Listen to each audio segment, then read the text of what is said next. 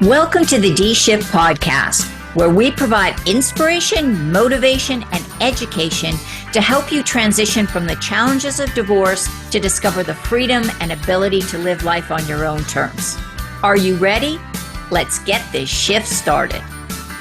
Hello, and welcome to another episode of the D-Shift podcast. And I want to thank you for taking your time and listening in today.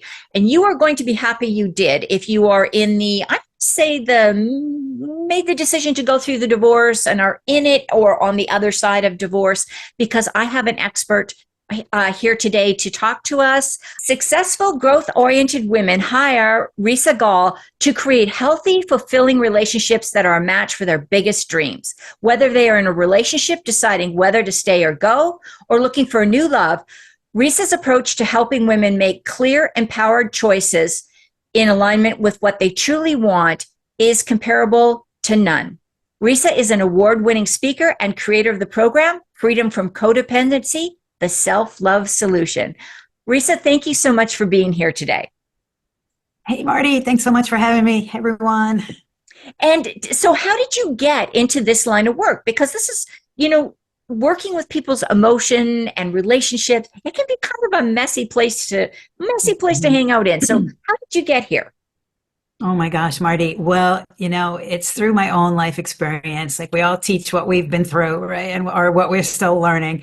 And so I was actually married to a man who struggled with alcoholism and depression. And I had no idea how codependent I was being until that all happened. He was sober when I met him, but he relapsed about 7 years into our marriage. And so that was really the beginning of my journey, sort of back to reclaiming myself and getting into more loving relationship with myself, and reaching out, getting the help I needed, the support I needed to be able to do that. And now then becoming certified as a transformational life coach, so that I help women who are in those tough situations, really just be able to come into good, right, loving relationship with themselves, so that they know they can make clear, empowered decisions, and they know they can feel confident to be able to move in whatever direction is going to be in alignment with for their highest good, and know that they can be happy no matter what they decide, and that is the path that they're already on. Yeah. And, that is so important, because if you've been in a difficult relationship, whether it's an addiction, whether it's a narcissist, whether it's, a person who has some mental health problem or some behavioral health problem, it really drags you down. It puts you in a place where it's hard to describe. I had some challenges in relationships too. And I mean, it's like you don't even feel like you're yourself. You're just like a robot or something going through life. And you certainly don't feel like there's a love connection or a relationship potential in the future. I don't know about you, but that's the way I felt. I can honestly say that. Mm-hmm.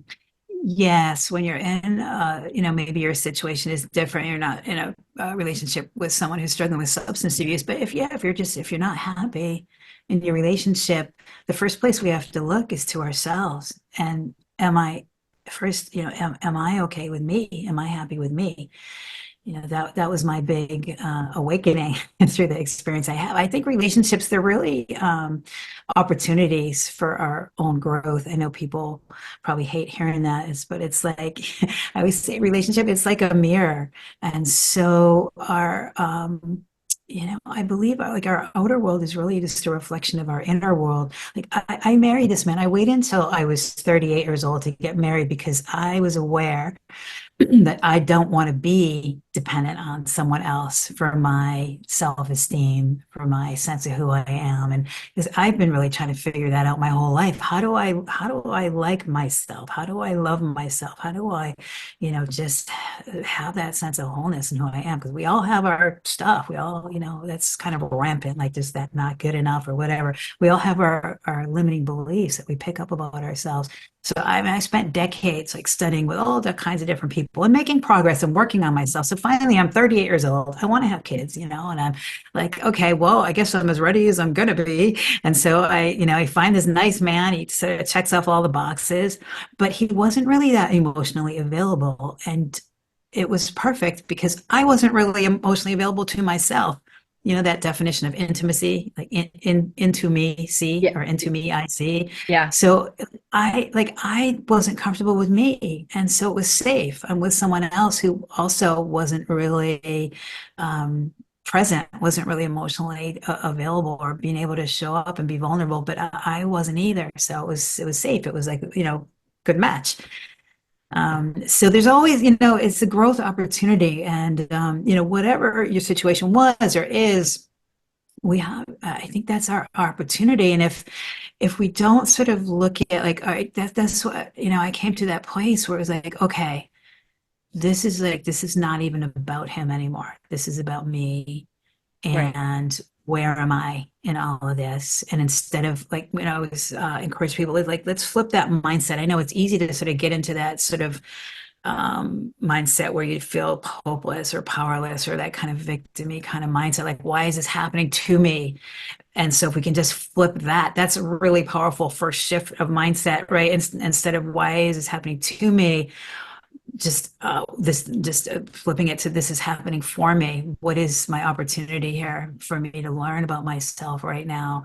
Right. And we all have our stuff. We all have our patterns that are really at the root of the challenges that we're experiencing. And so that's why I say the relationship, it really is like a mirror. And if we don't take the opportunity to learn what we need to learn now with this person, then the universe will lovingly give you another opportunity You'll to just get come another back go the next around. time around, Absolutely. right?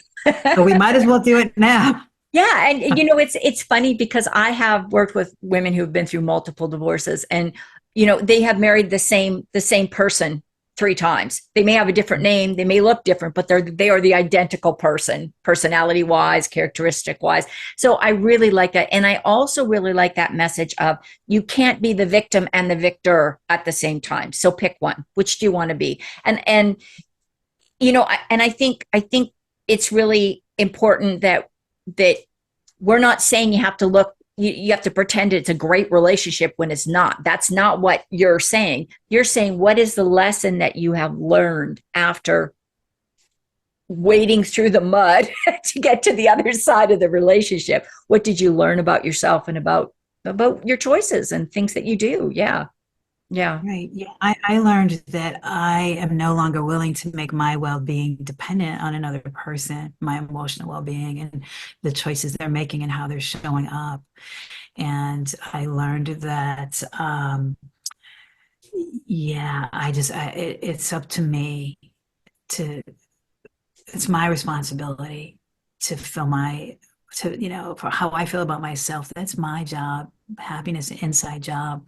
And as long as I'm needing that from another person, if I'm, that like we're all doing this to some extent. We could Sure. talk for days about like why we all, we're all conditioned this way or why, why we have these patterns. But it's like we're looking for love. We all Yeah. want to be loved. We're looking for love and approval. And until we can get the tools and the support we need to learn how to just come into right loving relationship with ourselves, then no relationship is ever going to be right because no one can do that for you. And those when we come into it from a place of need that way and our expectation, we call that expectation as a disappointment waiting to happen. Right. Is nobody can do that for us. Nobody can do that for you. Right. And everyone's just kind of having a hard enough time trying to keep themselves happy and centered and grounded in this world, And so, um, it's not their job to do that for us. We all need to take responsibility for our own emotional well-being. Yeah, And to, that is such a powerful message. And when what do you think is one of the first steps that somebody can take to develop that sense of being okay with who I am and being in love with myself? And I know, words like self-love, self-care, they've almost become buzzwords that people just use now. And, what does that really mean though? Like, what's the first sort of actionable step that somebody could take? Yeah, I love that you're asking that because, of course, there's like, a million things we could say about that. But I think the first step, like for me, is if we can just get our focus off that other person or off that, situation and like, that's what I had to learn how to like, oh, get the focus back on myself. And the bottom line, here's a really good tool. Anytime you're feeling any negative emotion, just ask yourself this question. This is your bottom line, go-to question. Anytime you're feeling any upset, negative emotion, what do I need to do right now to just take care of myself? Or what do I need to do today to take care of myself? I mean, yeah, self-care, I look at it as, physically, mentally, emotionally, spiritually, like, just even starting on a physical level. Am I getting enough sleep? Am I eating, healthy food? Like, or if I'm in a situation where I'm upset, it's like, okay, what do I need to do right now to take care of myself? Maybe I need to just step outside for a minute and Yeah. connect with nature or breathe, take a few deep breaths, or maybe I need to eat something, or maybe I need to stretch or rest, or whatever it is. So like just even, just starting on a like basic physical level. But then it's, I think, then how do we come into a compassionate relationship with ourselves in terms of our emotions? Like most of us, we really wish we're never taught like how to manage our thoughts and our feelings, and the natural tendency is just to either suppress or distract because we don't want to feel stuff that doesn't feel good as a normal human brain response to negative emotion. But the problem with that is then it's like trying to hold a beach ball underwater. Do you ever try to do that? It creates a lot of pressure. It's a lot of stress. It's toxic for the body. It's really destructive. So what I would invite people to do instead, if you can just even name, like just acknowledge how you feel. Like, wow, I'm really upset because this just happened, or I'm really scared because of this situation. Just even like acknowledging how we feel, just naming it Hmm. automatically starts to take some of that pressure off. And even so, I don't know, do you want me to share like a technique? Sure. If Okay. you can, that would be And fantastic. yeah, it's quick and it's really powerful. So if we're willing to just stop for a minute when we notice the negative emotion, and I know it's not easy because it's uncomfortable and we don't want to go there, but if we can, just take a breath and just even close eyes and just, like I said, that's the first step. Just okay, just name how you feel, acknowledge how you feel, and then just notice, where do I feel it in my body? Like you can close your eyes and just feel into your body. Oh gosh, I feel like this sinking feeling in my heart, or my throat feels really constricted, or I got this pit in my stomach. Like just notice it. Where do I feel it in my body? And then maybe even just put your hands on where you feel that in your body and take some deep breaths. And just like you were comforting a upset child, just hold that feeling with love. And you can meet yourself there with just some love and some compassion, and then just see what happens when you just stay present. Like no agenda to fix it or change it or make it go away. With just being present, it's like it is like a little part of you it's like a little child that is upset. It's part of you that Hmm. is upset, needs your attention. And so when we don't give it the attention it needs, it's going to end up screaming louder, right? And so this is how we can begin to tend to ourselves lovingly and manage our emotions, whatever they're coming up. And so, a lot of times we also need support. And I really encourage you, like, if you're having a hard time, like, don't do it alone. It's really, it's hard. It's not easy. Like, that's why we do the work that we do, right? Right, So right. there's support Yeah. available for that And too. thank you for that technique. I love that. And I do a lot of work on grounding with my clients that are going through the high stress times, before a negotiation or a mediation or whatever. We work with a lot of that stuff. So I appreciate that's something that you also do. So let's talk about, because I know you don't just deal with kind of the trauma side, but let's talk about when you're ready to start dating again. What is maybe what's a key signal or a key sign that you know that when you've gone through, a death of a spouse or a divorce or a breakup or whatever, a loss of your current relationship, what are some of the signs that you're ready to get back out there and get on the horse again? I think you just notice when that desire starts to rise in your heart, when you start thinking about it, imagining like, oh, he's kind of cute, or like what, I wonder what that, like, just starting to imagine it again, like what would it feel like? Oh, to have someone in my life to maybe go, like go do this activity with me again. And you just start to feel, I don't know, maybe you might start to notice like I'm kind of lonely, or it's just to notice like when you're starting to feel more open. But then I really encourage people to um, also look at it like, am I also like, am I coming to it again from that place of need, or am I coming to it from a place of, say like you're like the cake and your relationship's the icing on the cake. So, if we're coming to it from a place of like, we have to come to it from that place where I already feel whole, I already feel happy, I already feel whole in myself, and hopefully I've already gleaned a lot of the lessons that I needed to learn from whatever wasn't working in my last relationship, so I don't repeat them. So I really encourage people to, just ask yourself, what's my motivation? Am I like coming to it from that place of need? Am I looking to some other person to fill something in me that I really first need to be able to fill myself? Like that's really the bottom line I question like there. that. That's an easy thing to determine. Like, what's my motivation for wanting this relationship? I think that's fantastic. Yeah. Yeah. Yeah. And if it's just because I don't want to be in the house alone, go get a dog. Have fun. Great, great.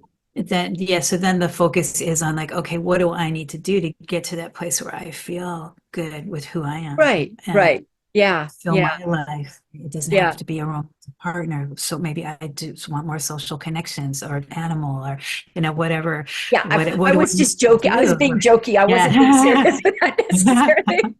Well, Risa, whatever's going to add pleasure to your life, right? yeah. Animals are a Yeah. great way to do it. Absolutely. Risa, you have shared a ton of information, and I really love that technique that you shared. Like, I think that's something that is practical. Anybody can use it anywhere you are. If you're driving in your car and something upsets you, or you have dealing with things. What do you think is the most important thing that you want stuck in people's heads when they get off this conversation? You are the love that you need.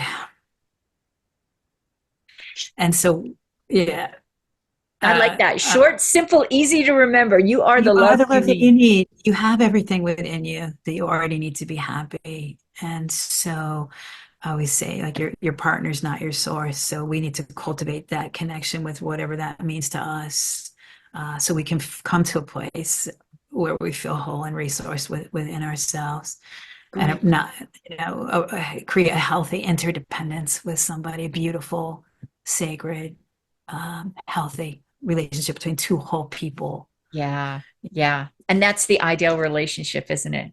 ideally. If Yeah. people want to reach out, find out more about what you do, or get in touch with you, what's the best way to do that?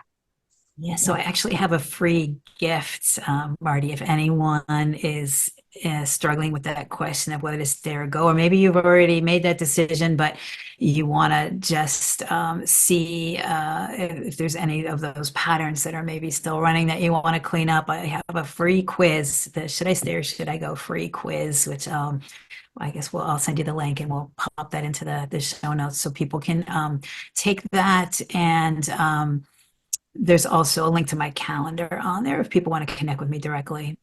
Great. And I will make sure all of that gets in the show notes. Risa, thank you so much for sharing your wisdom and insight and your positive message about moving through this and being the self you need to love to be whole. I really appreciate that. Beautiful. Thanks so much for having me. And I'd like to thank you all for listening to this episode of The D Shift. And don't forget to tune in again next Tuesday for the next episode. Thanks for listening and supporting the D Shift podcast. If you would like to attend live trainings by our amazing guests and have a chance to ask questions and get answers from our experts, join the D Shift crew. For more details and to sign up, head on over to www.divorcecoachforwomen and click on the podcast page.